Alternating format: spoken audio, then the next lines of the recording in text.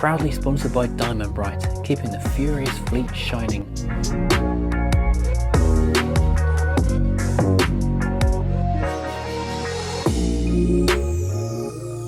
And welcome to Furious Driving. I'm here back outside with the Mondeo, the Mondeo. Now you might be wondering what happened to this project, because last week, a mere 7 days ago, I was pumping out video after video. Every other day pretty much we put out a video on the Mondeo, making great progress on the thing. I think we got 4 videos in a week. I was loving making it, you guys seem to be loving watching it, and the car I think was quite enjoying being fixed. And then it suddenly stopped, and you might be wondering why, and the reason is this stuff. Sunday night we had a really heavy snowfall, much harder than was predicted. We were expecting a very light flurry, and we could have just cracked on and got stuff done regardless. That's why on Monday I did a drive in the Freelander in the snow video instead of working on the car video, but then the temperatures just didn't rise, and it's not got any better all week. Today is Thursday. I had to drive down to Southampton, so for the first time since it snowed I dug the Mercedes out, and the dashboard on that said -5 when I left this morning, and by the time I hit the motorway it said -6. I mean, I'm standing here shivering in the afternoon. The sun is technically out, but it's still at freezing point, so nothing has defrosted in a week. This is the 200 VI, which I need to move before I can get the Mondeo out. Crown Victoria is looking very sorry for itself. That's finally visible. You can see the side windows at last. And the Mercedes also looking terribly sorry for itself. It'd be nice really to get this indoors if I had a much bigger barn. And of course the Mondeo itself is well and truly buried. So that's why you've not had an update on this car all week, because I haven't been able to get out here. First of all, it's been too cold. I'm pretty hardy and I don't mind getting a bit shivery doing a bit of work, but there are limits, and this basically crossed the limit. There's a very short list of things now needed to get this thing through an MOT. First of all, I need to change the coolant, so thank you very much indeed to a viewer called Lord Bungle who sent me through a workshop manual, so now I know that there is a drain plug and there's a plastic cover to remove, so I know what to take off rather than just blindly taking the bumper apart. So that's going to be an easy thing. I need to change the oil. Thank you to everyone who pointed out it is 5W30 on one of these things. I randomly assumed it was probably 1040 being the age of the car, but it's not. It's fairly modern. 530, so thanks to everyone who, I mean, I would have checked, but I was just assuming. So that's 2 really easy jobs. It does mean jacking the car up. Might leave that till the morning. Thirdly, I need to change the wheels, so I have got that in hand, hopefully by the end of filming this video, because I'm going to start today, carry on tomorrow and finish either, if not Friday, Saturday, and then we'll be watching this on Saturday. You'll hopefully see a solution to this.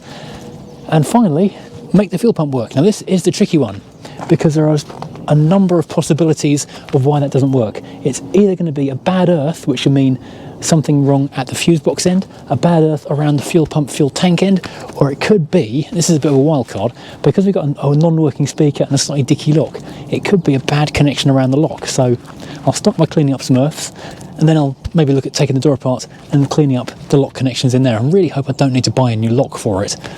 I don't want to do any kind of hack job, kind of running a permanent live on a separate switch, because I'm going to be selling this car and that's not a good look. If you jump on Car and Classic and you find you've got an extra switch for the fuel pump, yeah, great security device.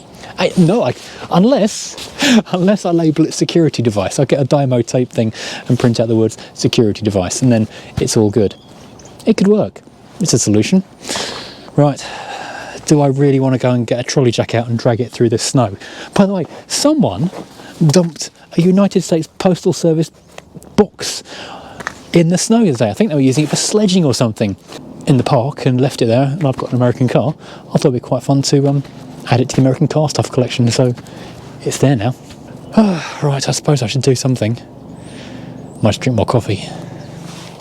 Well, first thing, now I've dug out the big pile of snow that was in front of the 200 VI. See if we can get into it. There we go. Now is a 25-year-old Rover better at starting than a 20-year-old Mondeo?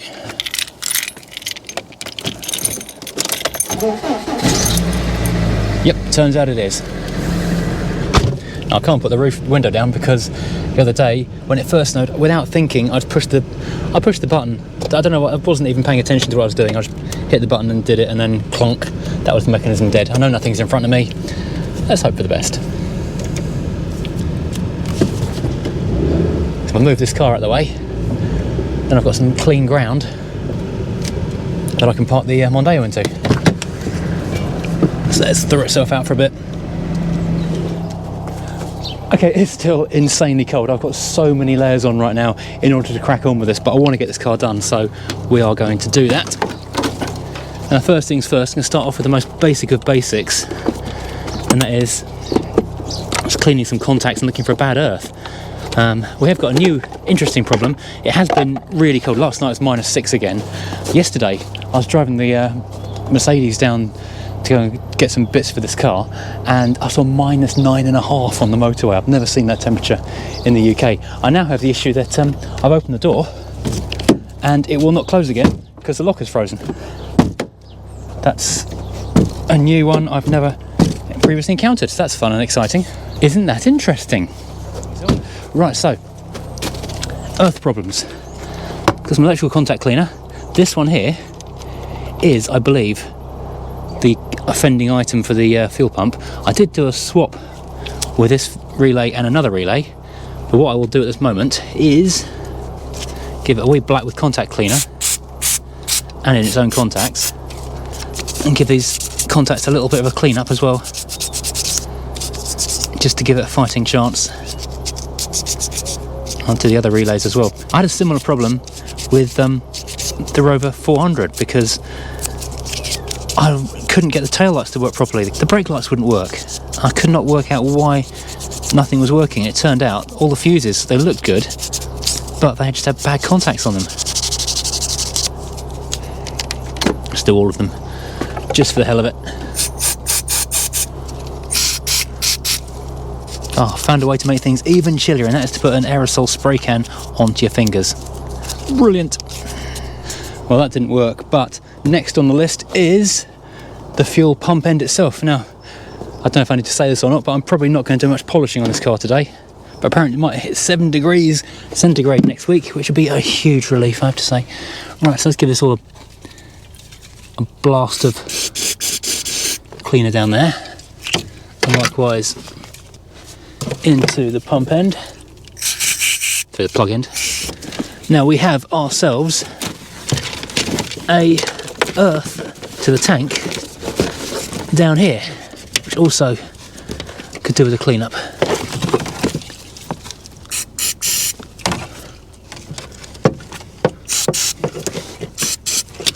And I brought some sandpaper for this very occasion.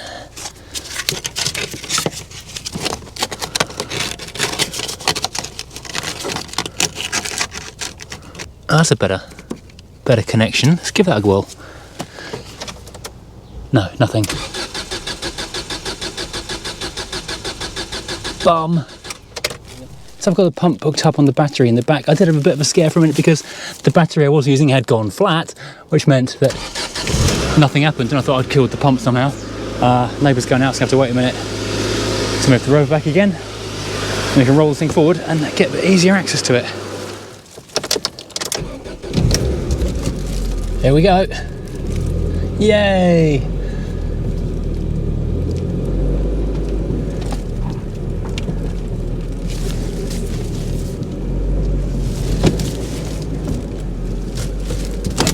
Right, I'll leave it running a few minutes. I want to get the oil warmed up and everything else just kind of thawed out a little bit. I can do everything else on the car, but figuring out why it's not actually starting is a significant deal.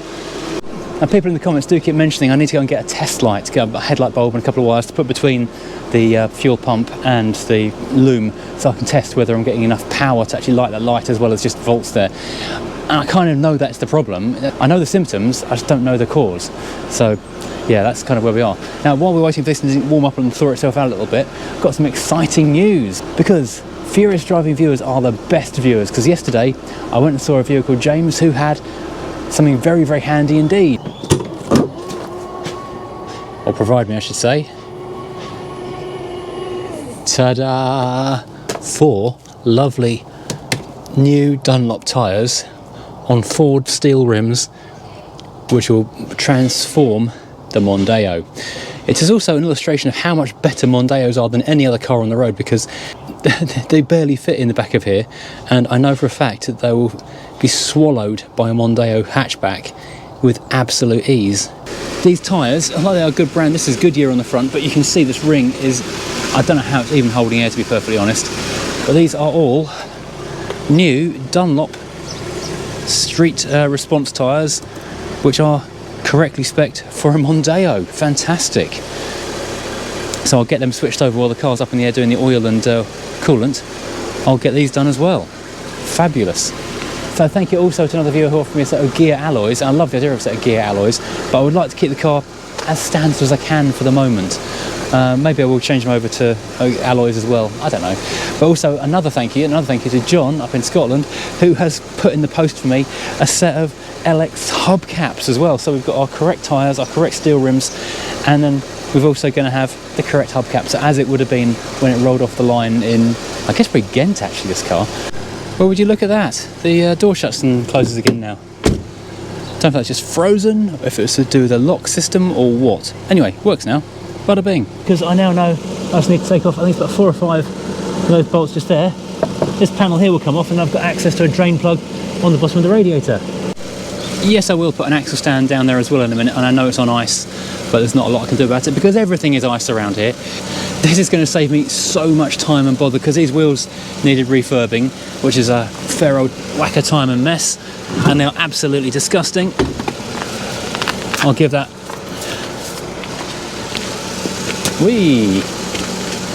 I'll give all this brush and a clean up before I put the new wheel on, but I mean, look how much nicer that is. Genuine Ford, genuine nice, so much better. And more importantly, no spiders. Yeah, that is an instant improvement on that corner. Follow that with. Oh wow, does that not look incredible?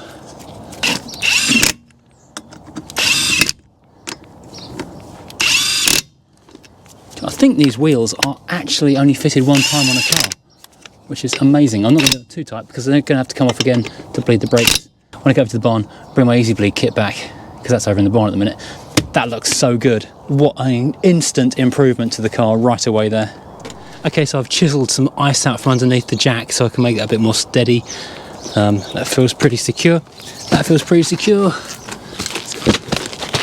Oh, I love working on the ice.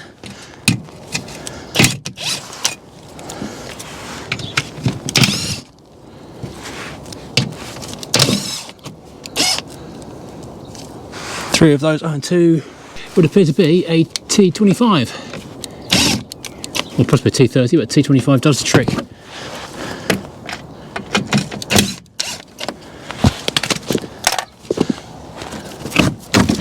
Oh, and down it comes. Oh, there's two more at the back. Okay, missed them. Haynes was very vague about how many of these there were. Well, what do you know? More evidence of rodents. Not really a shock though, is it? There is literally nothing I enjoy more than lying in snow working on a car. It's the best fun in the world, honestly. It really is. So while I hunt for the drain on that, I'm just going to need a breaker bar, then I can hunt for the coolant drain. In the end, I had to set the wheel back off again in order to get enough access to put some leverage on this thing. And away it comes. Don't actually know where the oil filter is yet. It's going to be so sad taking this out because this oil just looks so beautiful. That is really clear stuff. It's only a bit dark because I've run it in the driveway a few times. What a shame. But at least it's kind of preserved the engine and kept that nice for the last couple of years, which is a good thing. Now where is the oil filter? Okay, that's now drained, sump plug back in. The oil filter is really quite inaccessible up here behind the steering rack, basically. So you have a bit of a wiggle job getting down to that. Well, I decided there must be an easy way, and it turns out there is. You whip off this cover I had off the other day, and it turns out you can reach the oil filter just going in from the side. Who knew? Okay, here it goes. Gonna make a massive mess, even though I've drained the engine oil out. Oh, so even this has got rodent goop on it. This is actually the first time I've ever dealt with a rodent car, even though I've rescued quite a few cars over the years. Okay, let's try and keep that upright. Well, that's nice. This is actually a genuine Ford oil filter, Fomoco. Nice to see that. So I am going in with a Wix, which is equally good quality. Everyone swears by these things. That is a lovely indicator this was being serviced by either a Ford garage or someone who was prepared to spend the money and use Ford parts, which is great history on this thing. Quick blacks and brake and clutch just to give it a clean up where I've dribbled from the oil filter, and we are done. That's probably the least messy oil change I've ever done. Amazing. Now the next question is, where on earth is the drain tap or the drain plug on the bottom of this? So get the water out of the radiator. I say water, coolant of some kind. Oh, blimey. It's very slippery down. It's very slippery down here. I don't know what's going on here today, but I even managed to drain the oil pan into the bottle without making a mess. This is weird. So it looks like that just there, if you can see it, the cross point thing is a drain for the radiator, like a giant plastic Phillips head. So I get a big screwdriver or something in that, I should be able to drain the radiator. So you've got like a network of pipes and things. You have to finagle that long, just big enough screwdriver through, and then turn it kind of awkwardly. There's probably a special tool for this, but I don't have it. Finally found the exact specific screwdriver, the big enough flat blade head to turn in here and short enough handle to hit between there and the oh my word, that's going everywhere.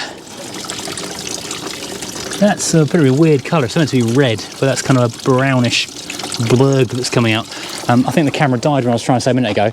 You might be wondering if I was worried about this engine being damaged by the cold snap, but things has been out in a garden for the last 7 years. Obviously that is deteriorating in terms of quality of coolant, but it is still the same coolant it's had all this time. So it's good time to do it, but I wasn't over concerned about getting it done, because if it was going to be damaged, it'd be damaged already, put it that way. Now I've jacked up this side of the car for two reasons. Firstly, so I can drain more out of the radiator that way, and also so I can get this other grotty old wheel off. These are just horrible hubcaps. They're going to go in the bin. Cable tied on for security. Ironically, these are the most hubcaps I would most like to lose, to be honest. Wonder what grot is behind here. Oh, more disgustingness. So nasty. I do need an inflated spare tyre, so I might hang on to whatever's the best of these in order to put a spare in the boot. Just look at the tread on these tyres. You can see how well maintained this car was. Just a shame it sat for so long, but at least it was preserved before it parked. So I've brushed most of the goop off this thing, so it looks quite tidy and not spider infested. Bit of a dribble of good old Bulldog BDX. This stuff is absolutely the bomb. It's the best lubricant release stuff you've ever come across, but way better than the usual brands. And we can also have a look at this. We've got so much pad material on these brakes, and these discs look like they were brand new when the car was parked. This guy must have spent an absolute fortune at a Ford main dealer by looking at the parts that have come off before he parked it. He really did care about this car, didn't he? Oh, look, Motorcraft struts as well. Everything on this car is Ford. That looks a little less new than on the driver's side. I don't know. The brake flexi looks nice as well. Everything on this car looks so good. The only thing really wrong with it was those brake hard lines at the back of the fuel pipe, over the fuel tank. But I've been told several times now that is a major failing point. Even reading the buyer's guide on these things now, you always look there for leaky brake lines over the fuel tank, because that's where they all go. Fascinating. And again, that just looks so very, very good indeed. What a massive improvement, having a grotty wheel on the car. And a beautiful tyre. Tyres are like newly polished shoes. Clean pair of shoes transforms the man. New pair of tyres, new set of tyres transforms the car. Let's go and grab that coolant out of there. Screwed the thing back in the bottom, so hopefully it won't leak. And we can move on finally to the actual serious problem of why won't the pump run. Now this was actually given to me for a junk in the trunk, which is I'll do a proper reveal on it in a couple of days' time. This is a, how does it work? Flexible funnel. So when you've got an awkward shape, you can just pour it straight in there and not make a horrible mess everywhere. All my funnels have got oil on them. There you go. And that looks so much better than the stuff that came out of here. I'll go quickly read up on any airlock burping sequence that I need for this car. I know on the K series you have to be so careful with a couple of different airlocks, running it until the bubbles come out. Quite heavy. Let's have a look at this final wheel well. Oops. And again, a little bit more crust on the suspension components, but other than that, everything looks really nice. We've got another good brake flexi. I can see the Ford logo or FOMO Co logo underneath there. Everything looks really, really good. Bit of a that bush on this anti-roll bar is a bit tired, but I don't know if that's an MOT fail or just an advisory just there. Either way, it's something to look at in the future. But all told, this looks really good. Let's lube up the final brake bleed nipple down there and whack another wheel on. So there we have oil and coolant changed, under tray back on, all good to go. Now, just need to figure out why the fuel pump won't work, and then we're done. Save the easy bit for last. Last wheel here, and boy does this look so very good. We already know what this corner of the car looks like, as we've had extensive time underneath here. That just looks so good. What a simple but incredible transformation from rusty old crudfest wheels with cracking old tyres to shiny new tyres, shiny new rims. What a transformation. Now I'm going to sweep that snow off the back of the car and show you something quite incredible. Check this out. The load space in the back of this car is just immense. Once the broom's at it, it'll all fit flat, but you saw it had to be stacked vertically to fit in the back of the C-Class. In here you can lie them all virtually flat on the floor. Ridiculously sized boot. It's huge, it's brilliant.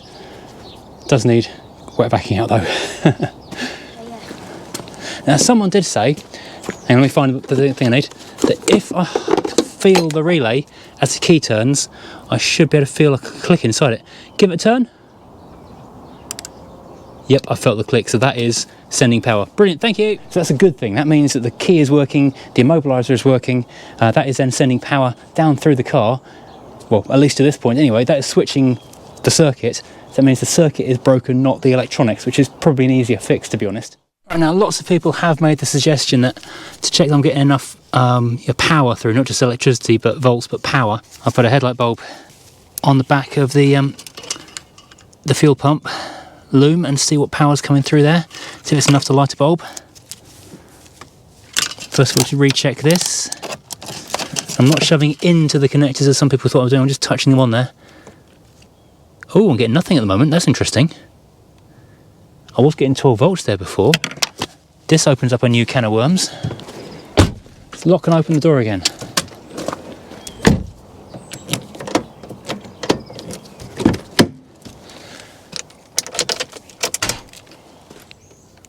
Okay, now I'm getting voltage. Wasn't getting volts before, now I'm getting volts. Yeah, there's power there. Okay, let's try that again in that case. Must have timed itself out after a while. I'm getting nothing, not even getting a glow out of that. That is interesting. So, there's not enough power coming through, so there's a bad earth somewhere through here. If that's as simple as that circuit suggests it should be, because I know that when I connect it up with the battery, it just runs off the 12 volts quite happily. Okay, interesting. Is anyone an expert on Ford wiring out there? So wires are switching at the front, they can hear the relay click, everything else works, but that isn't getting enough power down here at this end. I've cleaned up the earth down there, not I think we need it, but yeah, there's just no power coming through to there to start the car. Okay, weird thing happened then. I've just reconnected the plug. It wasn't starting before because it had run all of the fuel out of its own system. I just plugged it in and turned the key and it started. That's a little weird. Maybe it likes the attention. Maybe being plugged and unplugged a few times did the trick. No, okay, it was fuel in the system again. No, okay, false alarm. Okay, so yeah, I'm back where I started. Okay, so the situation now is, we know that the relay is clicking, there's power going to the back of the car, but not enough power, which means bad earth or bad wire, which I guess means tracing a bad wire or running a new wire from the front of the car to the back of the car. Yeah, curious. and it's very snowy and slippery and cold. We're going underneath the car and looking for that bit of loom. So where does this leave us? Well, this leaves us in the situation where I'm going to park it again right now, and I've got to get over to the barn because there's something else I need to show you in another video tomorrow, which is quite exciting, which I hope you're going to enjoy as well. Not that I'm short on projects, but you know, there's always room for one more. It's something that needs doing anyway, but I can go a little further and make it a bit more exciting. Anyway, so right, okay. If anyone has any ideas on why I'm not getting enough watts or ohms or whatever, I'm not great at electrics, I'll be honest. It's dark art. Is not working. Maybe I need to go and call the auto electrician back again to go and have another look at where things could be going wrong on there. That's another James, actually. Everyone called James is very helpful with this car. I'm going to hook this thing back up to its temporary pump, shove it back in the corner, and then do some more internet research. But basically, we are now with the new coolant, new tyres, new oil, filters, everything. All I need to do is make the fuel pump work and bleed the brakes, and I can drop this thing for an MOT. And that is so exciting. Yeah, it's also so frustrating, but it's so close yet so far. And as a last resort, what I could do is find a switched point inside the car and just run a 12-volt wire from that switched point to the fuel pump and have like it jury-rigged. I don't want to do that because that's not an elegant solution, but if I can't do an actual solution the next day or two, then that's what I'll do. I'll find a fairly high-powered switch thing and just boom, run it that way. And then we're running. Because, yeah, I don't want the thing to be stranded forever just on the basis of a bad wire somewhere in the car. Anyway, thank you for watching. I hope you've enjoyed this other little episode, this next episode in the Mondeo saga. I'm sorry it's taken a week to get the next one out when it was going so fast. And in theory, it should be MOT'd and potentially off to a new owner already. But partly I'm quite enjoying having it around because it's a really nice car. And partly, well, mostly in fact, the snow has absolutely scuppered everything for the last week or so. I mean, it was a week ago tomorrow when it snowed on Sunday night, and it came down so much heavier than anyone predicted, and it's just absolutely stuffed us. People have been commenting about the other stuff on the driveway. No one's commented on the poor little Rover 200 VI, the rarest car here. This is only, I think, 17 of these left on the road. Very rare little hot hatch. Full Crown Victoria, ex-Ohio police car. It's a full P71 Crown Vic, unmarked detective's car. That is a Rover P6 3500 with a 4.6 litre engine, which won't start, but that's a project for the next time it snows. And I'm brave enough to go outside in the freezing weather. Okay, thank you for watching, thank you for sticking with it, and yeah, join me again in a couple of days' time, and hopefully we get this thing driving away to an MOT. Fingers so crossed. Right, take care everybody, thanks for watching, goodbye.